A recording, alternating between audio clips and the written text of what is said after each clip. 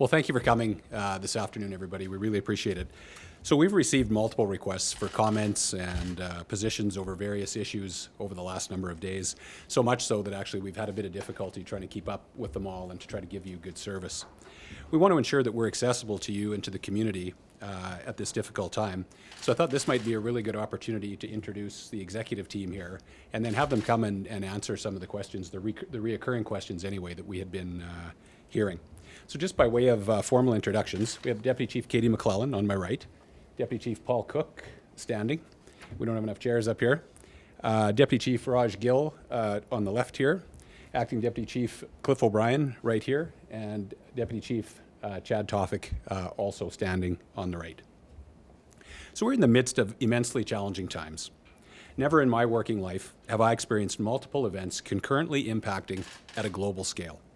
I'm referring, of course, to the COVID-19 pandemic and the protests and conversations and debates about racism and police brutality. Although the events started and the pain, although the events that started the pain and the protests are heartbreaking, the conversations that are occurring since that time are actually a really good thing.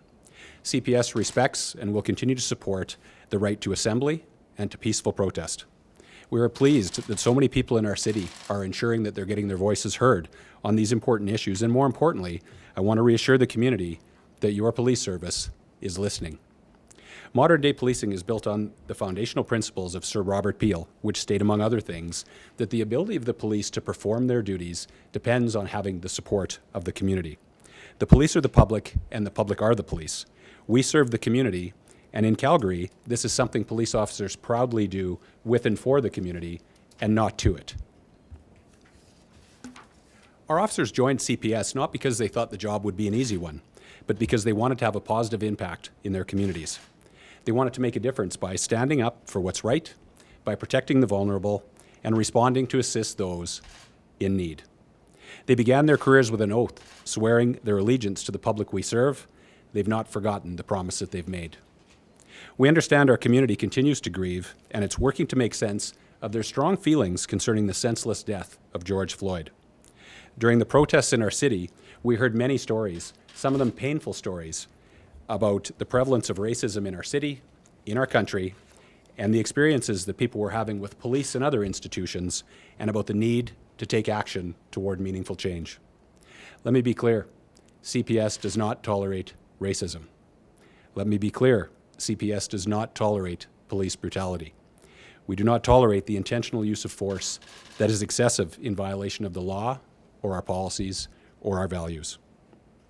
We have already begun to engage directly with our employees, our community, and our partners. Over the coming days and weeks, we will continue this dialogue and to do so to discuss their experiences of policing in Calgary and to identify tangible steps that we can take to ensure that every Calgarian and everybody who visits this great city can have trust and confidence in CPS.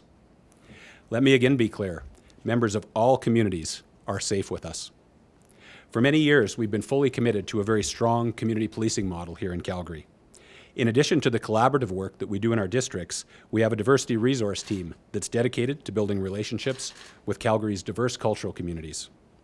Through this team, we meet regularly with the community advisory boards made up of members from various cultural and other groups to build relationships of trust and to discuss and proactively address issues that are important to Calgarians. In times like these, our relationships with our communities are absolutely invaluable. They will help inform and shape the continued evolution of the Calgary Police Service. I would encourage anyone who wishes to connect with our team to contact us, and we can provide you information as to how to do that. Now is an excellent time to get involved. In CPS, our role, though, is not simply to enforce the law. We do so much more than this as we work with our community and our partners across the full spectrum of prevention, education, intervention, and when necessary, certainly enforcement. We work to prevent crime and victimization, and where possible, to prevent crime and victimization where possible, and to produce the very best possible outcomes for those we serve. Every member of the CPS understands the importance of building trusting relationships with all Calgarians, and that every interaction we have, and in a city this size, we have hundreds of thousands of interactions. But every one of them is an opportunity to either build trust up or tear it down. We are committed to enhancing the trust that we've built. All that being said, we fully acknowledge that we're not perfect. We are humans doing what can at times be a very difficult job. At times, we make mistakes. At times, we fall short of expectations. It's imperative that we confront situations where we fall short of the public's expectations or our own. We must learn and grow from these experiences. As your Chief of Police, I want to take this opportunity to state what I hope would be fairly obvious. I'm extremely proud of the work of the members of the Calgary Police Service. They work very hard to serve this community with respect and compassion. They have earned and deserve the trust of our community. As a community, we put them in some very challenging and dynamic situations, some of the most challenging imaginable. This has unquestionably been the case in the last number of months. Between COVID-19 and the recent protests, I know they have been challenged and that these times have been difficult times. I also know from speaking directly to members of our service, some of whom themselves are members of the diverse communities, that our people have been significantly impacted by the events in the U.S., as well as the reaction here in Calgary and around the globe. If this is you, I just want you to know that we acknowledge these impacts and that we are here for you too. I'll finish by saying once more, I can assure you that we're listening attentively to the conversations about racism, about use of force, and about police reform, and we welcome these conversations. But as has been said, talk alone will never be enough. I commit to continuing to support our community, our employees and officers, as we work together to improve the way in which racialized communities and all communities experience policing here in our city. We've received a number of inquiries regarding our training, regarding body-worn video, regarding the way in which we interact with the community. And so what I'm going to do is I'm going to call different deputy chiefs to the podium to address those areas that are within their remit. If you don't mind, we'll hold questions until the end. I know many have questions. And after the other speakers have spoken, we'll go ahead and answer any questions you may have. Thank you. I'll hand it over to Deputy Gill at this point. Good afternoon, everyone. I'd like to take this opportunity to expand upon what Chief Neufeld noted in his remarks, specific to the training provided here at Calgary Police Service. We know that as a society, the public's expectations change, and we know to equip our members with up-to-date skills and training for them to do their jobs well. Ongoing learning is a fundamental part of training here at Calgary Police Service. We place a strong emphasis on police and public safety in our training programs. But training is not just limited to practical skills. We also focus on a range of topics, and specific to today, I'll provide an overview of our training on implicit bias and de-escalation. In 2017, the Calgary Police Service commissioned retired Chief Justice Whitman to carry out an independent use of force review. The review focused on CPS policies, procedures, practices, equipment, and culture, training, and command, control, and supervision models of personnel as it relates to the use of force.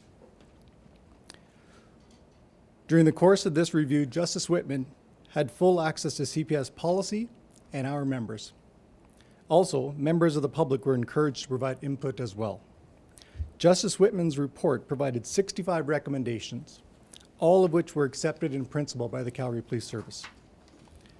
85% of these recommendations are currently in progress, touching on all aspects of the service and beyond.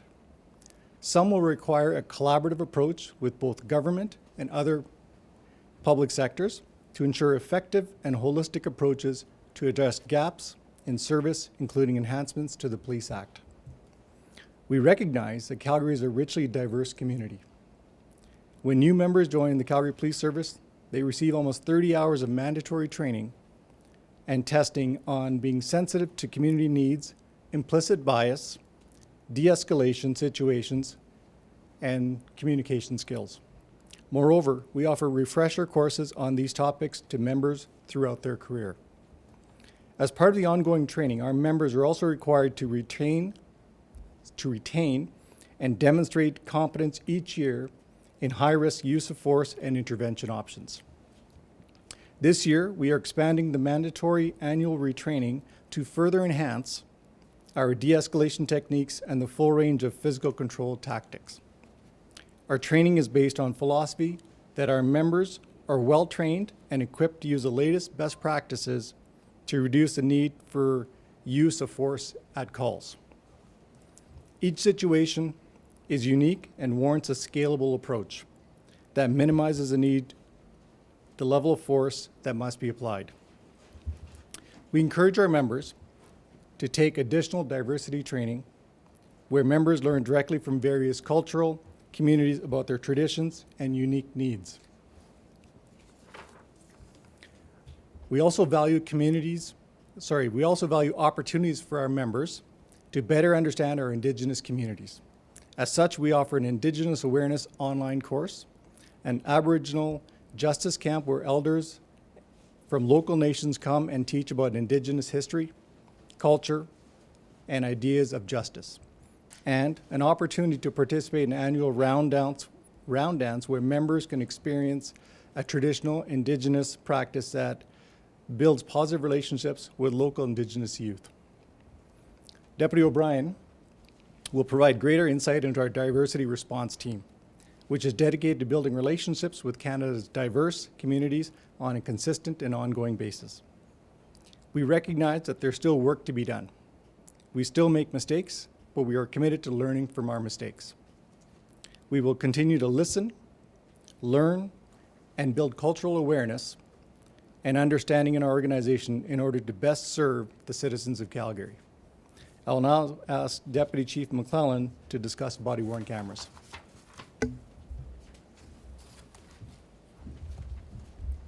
Thank you. Good afternoon, and thank you for joining us. Since the event unfolded in the US, a great deal of attention has been placed on the use of body-worn cameras, and I wanted to provide you with a brief overview of how we use them here in the Calgary Police Service. Since May of 2019, every frontline officer has been equipped with a body-worn camera that is required to be used during every interaction they have with a member of the public. However, it is fair to say that we have been testing, researching, and reviewing the technology since 2009. The implementation of body-worn cameras was not done haphazardly.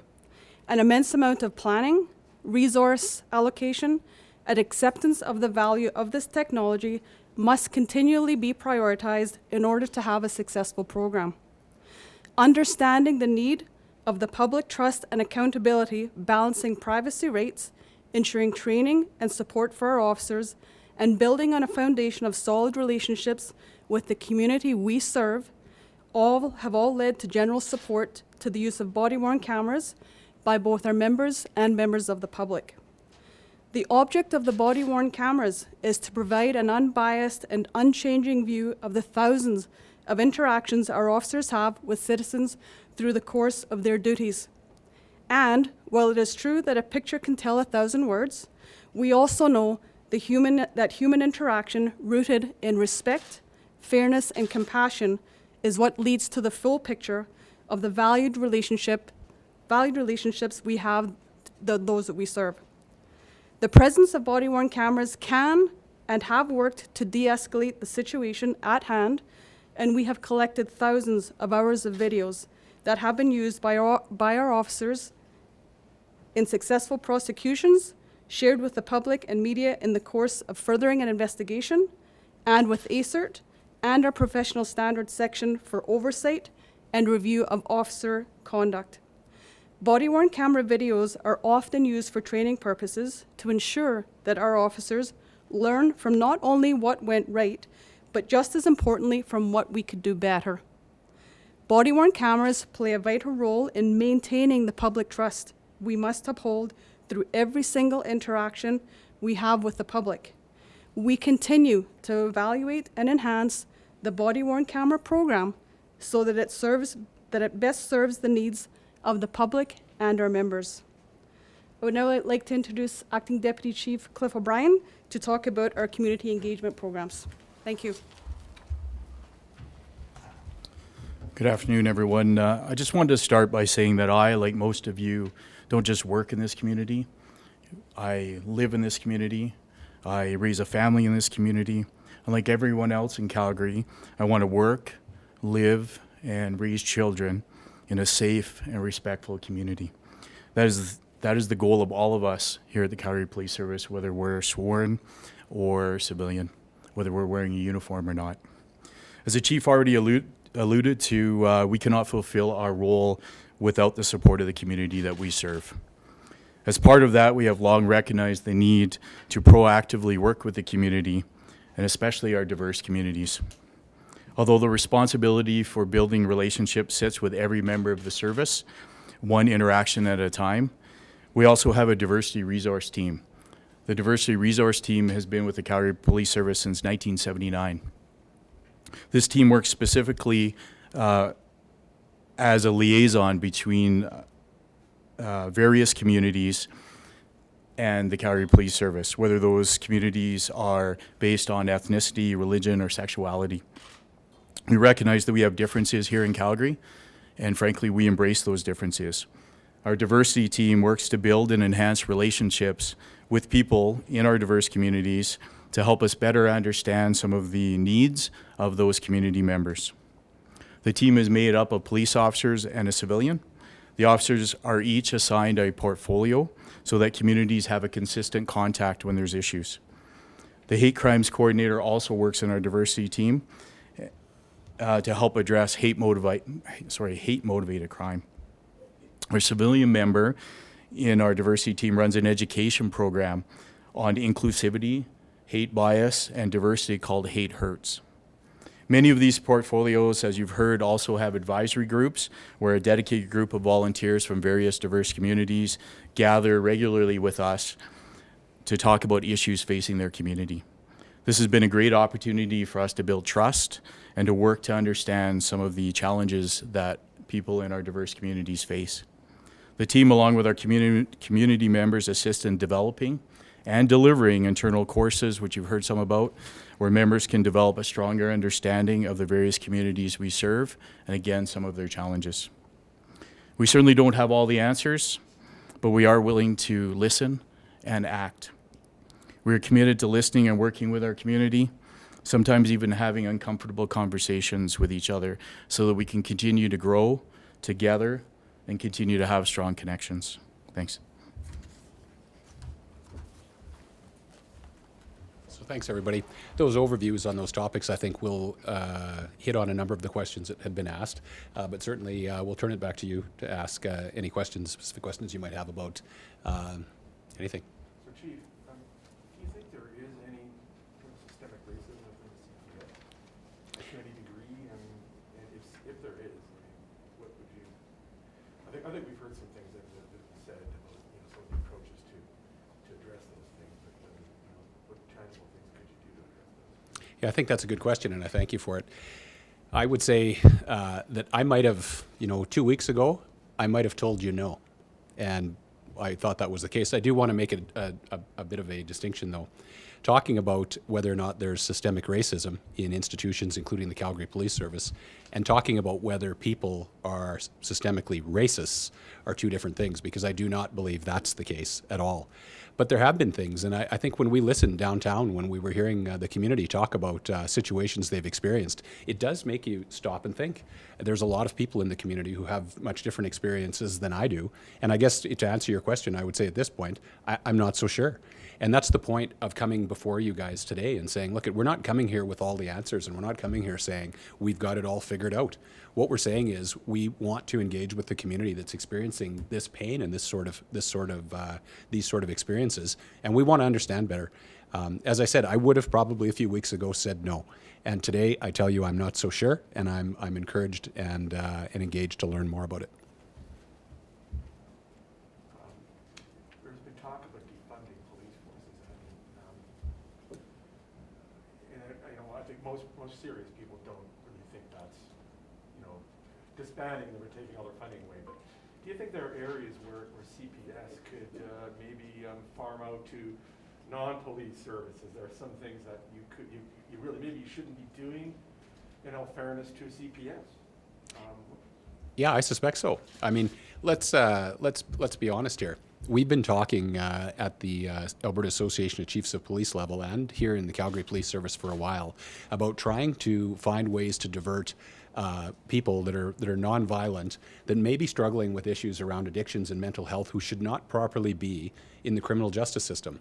And unfortunately, just by virtue of the fact that we work 24/7 by 365, we've become the de facto social services agency. And there are times where, we talked earlier today about the person on the bridge going to jump into the Bow River. Do we need to go to that? I don't know. Lots of times we end up going because there's nobody else to go. So what I'm saying is, again, we're not saying we have all the answers. We're saying let's entertain those discussions. We're willing to bring our data. We're willing to bring our experiences about what we are doing out there. I can tell you, we have some wonderful programs. We have programs where we have police officers that are partnered with clinicians out there attending mental health calls now. I realize that doesn't occur in some other jurisdictions, but I'm not standing here today saying, again, that we've got all the answers in the programs and, hey, we're all good. There's nothing to see here. What I'm saying is we're happy to engage in those discussions, and if something makes sense in terms of producing better outcomes for Calgarians, hey, we're all in.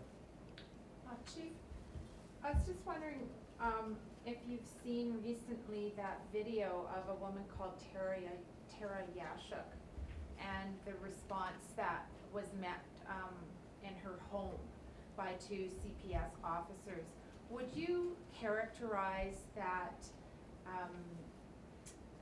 incident as excessive force? So I have seen the video. I wouldn't characterize the incident as excessive force at this point. What I can tell you is that I have been privy to a little bit more information in relation to that matter since the complaint has come out, and I'm not at liberty to say a ton about it, obviously. As it turns out, that matter is before the courts. I don't think it was reported as such, but there is an outstanding prosecution in relation to that. We have been able to look at the body-worn video. That's a case where we have had that and where that's been helpful and will inform the investigation. And so that will be completely investigated, and we'll arrive at determinations at the end of that process. So just as a follow-up, will you be releasing that body-worn video? So the family has released their video, and it seems to the general public to tell a certain story. Will you be releasing the body-worn camera video so that we can get that full perspective? That's a good question, and right now I don't have the answer for you. And the reason I don't is because we're going through an evaluation process of our body-worn video program. Certainly, I would suspect that body-worn video has been disclosed to the Crown for the purposes of any prosecution. Whether or not we'll release it publicly, I'm not sure what's on there in terms of things that may be subject to privacy legislation or whatever. So what I'm saying is I don't know that we have a policy around just releasing these things publicly at this point, but it is something we're going to have to confront because it's a good question, and it's something we'll deal with as we do the evaluation moving forward. Are you able to confirm the names of the officers involved in that video, or speak to anything that is currently happening with those officers? Yeah, we wouldn't do that. The matter's under investigation, of course, so we wouldn't name the officers. They were entitled to a fair process in relation to that, so we wouldn't do that. Can you speak to your position on carding with street checks? I know you reported in an article early last year before you were with CPS, but with your association title, talking about some of the benefits of these interactions outside of an arrest. Is that still your position? It is, yeah. I think they're an important part of police work.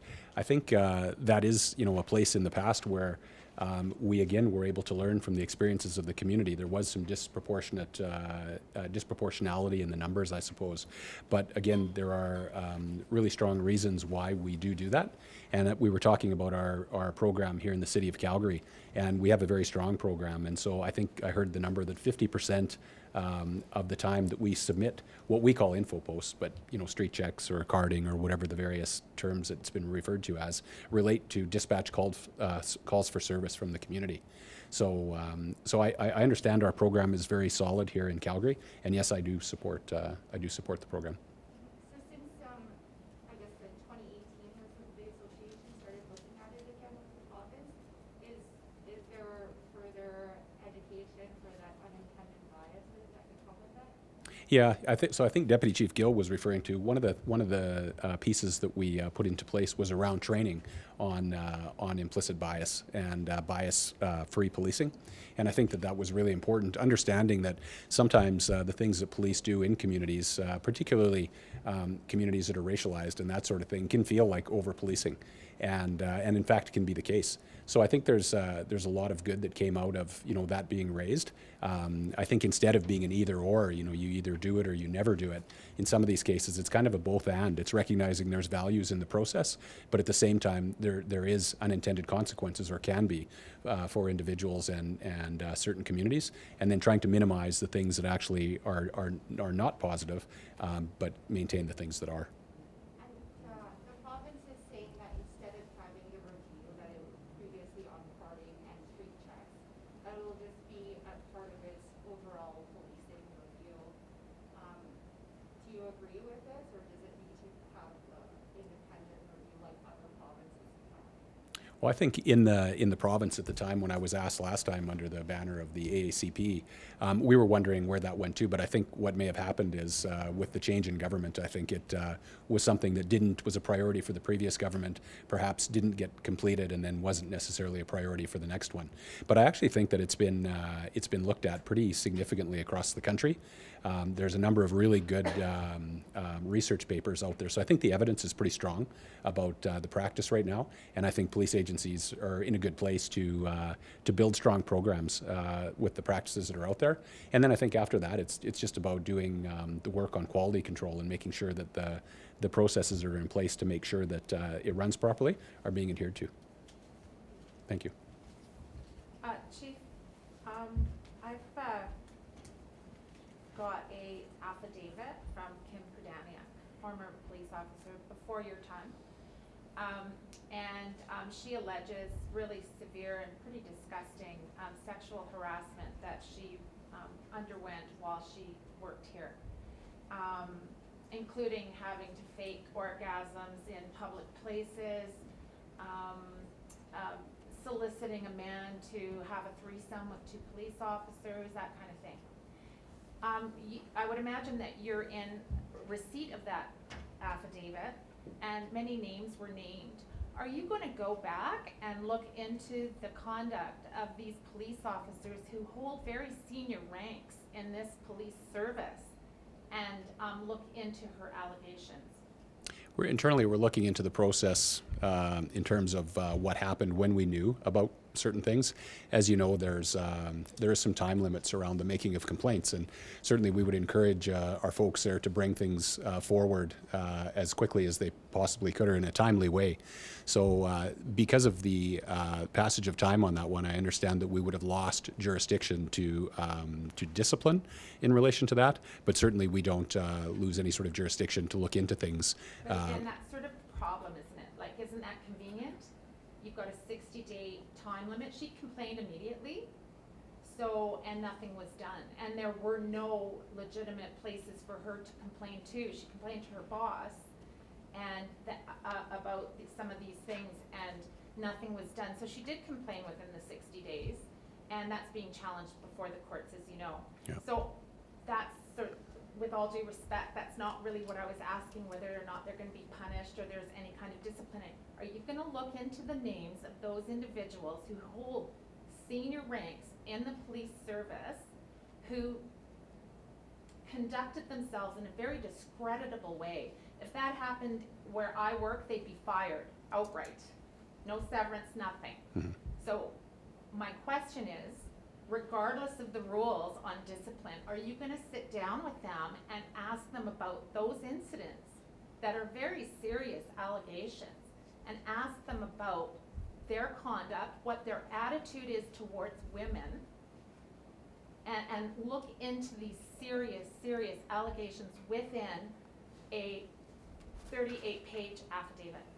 So, Alicia, you know I'm not going to talk to you about this particular case, right? Because it is before the courts. And some of the very things that you're talking about there are being challenged. And so these are allegations at this stage of the game, right? Mm-hmm.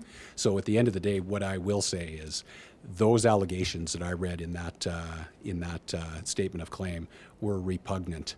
And I'm very concerned about those types of things. And every person deserves a respectful workplace and to be safe in their workplace. And so that's what we're working towards. I'm not going to talk to specific cases here that are outstanding before the courts, but that is the position of the Calgary Police Service for sure. I wanted to ask about a specific program that was called ISTAT that was to train people in undercover work for sex crimes. And it was a 1 week training where there were many senior officers present and about 30 recruits who wanted to be trained in that capacity. Is that still going on? And if so, do you agree with some of the tactics that were used to train sex workers? I mean, police officers posing as sex workers. So I'm not familiar with ISTAT. In fact, I don't know if that program's going on, but I will find out for you. There was a second part of that. I wanted to say that just in relation to the training, in terms of how we do undercover training, that training has been taken offline for us here now, and it's undergone a full legal review, a full ethical review, as well as had a gender-based analysis lens put over top of it. It hasn't actually been brought back online, but I can tell you that to the extent that those things happened at that time, I would like to see them never, never, never happen again. And what would happen if they did happen again and some of those things happened? What would your response be? My response would be swift and severe. Any other questions? Just returning back to that video that was referenced earlier, Sure. could you speak to any specifics on what stage in the courts it's at and whether officers or the women in that video are facing charges? So no officers are facing charges at all. There was a criminal charge laid in relation to the incident itself. So that's before the courts, and again, I don't want to discuss these sorts of things. For us, the investigation into the matter itself is in its relative infancy. We only received information about it, I think, on Sunday evening. And then so really this is the first week that we've had it. But again, this is one of these situations where because we have the advantage of the body-worn video, we're actually able to move forward actually quite a bit more quickly than we might otherwise be able to. And are there any concerns that some people are starting to get complacent with social distancing? Changing topic there, as the reopening starts happening, especially on Friday. Yeah, I'm a little bit concerned, and the reason I say that is because I'm just kind of watching what's happened in some of the states where the economy's opened quite quickly, and so we certainly have trusted all the way along our Chief Medical Officer of Health, and Dr. Hinshaw has done a wonderful job, and so we have full confidence in what's going on. But certainly, a combination of the economy opening quickly as well as the protests that occurred, you do worry, and I think in 14 states I heard there was some increases in the numbers. So at the same time, I think Calgarians have been very sensitive to this, partially because we've sort of been in the middle of we've been in kind of pandemic central in Alberta. And so I think we've seen some very responsible behavior on the part of Calgarians. But yeah, it is something I do worry about. And as I'm going around and speaking to officers on parades, I'm encouraging them to continue to do what we've been asked to do around the public health orders, as well as make sure that they're vigilant themselves around the use of PPE and continuing to be careful. We've been very fortunate thus far. We've only had one case of COVID-19 inside the Calgary Police Service, and I touch wood or whatever this is when I say that, because I'm really happy about that. But I want to make sure that we don't see outbreaks internally either as we go forward. So. Do you have any updates possibly on any fines or warnings that are being given out to people not social distancing? You know what? I don't. I'll look her up. As of last week. Thanks, Emma. 39 as of last week. And is any enforcement stepping up as things reopen? You know what, we're waiting because, of course, as you know, what happens when the economy opens back up as of Friday, a lot of the things that we are hoping would open back up do open back up, but again, they're subject to certain limitations. So those limitations will be prescribed by the Chief Medical Officer of Health, and so again, we'll look at those things when they come out and then see what our role will be in relation to the enforcement of some of those things. So we'll be watching closely to see what comes out as well.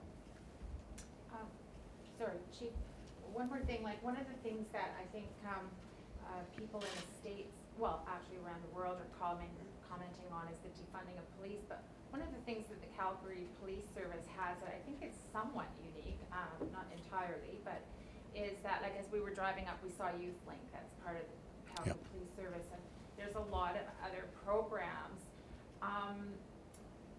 Can you speak a bit to that? Because I think the Calgary Police Service, in a sense, does sort of provide some of the things that people are calling civil agencies to do in the States. We have, and thank you for that. I think that's an excellent segue. So we didn't want to come to set the sort of the tone that we've, like we've got it all figured out. But certainly, to your point, we have an excellent system here in Calgary. Some years ago, I think when the economy was a bit stronger, there was a number of entrepreneurs in the city that set out actually to create the Calgary Police Foundation.